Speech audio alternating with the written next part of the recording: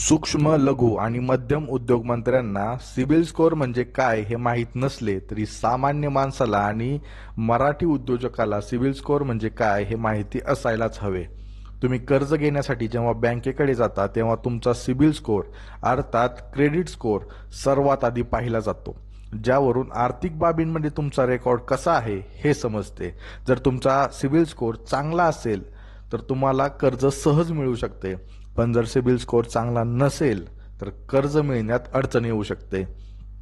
CIBIL score हा 300 ते 900च्या दरम्यान निर्धारित केला जातो.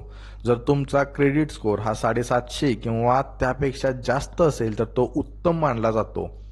550 ते 750 असेल तर तो चांगला मानला जातो आणि 300 ते 550 मधील स्कोअर हा खराब मानला जातो.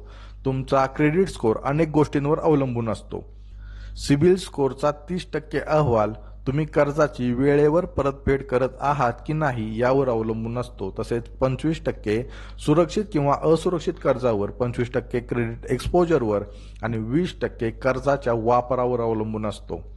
जर तुमचा क्रेडिट स्कोअर खराब असेल तर तो सुधारण्यासाठी काही सोप्या टिप्स. 1. कर्जाचे हप्ते किंवा क्रेडिट कार्डचे हप्ते वेळेवर भरा. 2. क्रेडिट कार्डची मर्यादा पुन्हा पुन्हा वाढवू नका. शक्यतो क्रेडिट कार्डचा वापर हा कमीत कमी करा.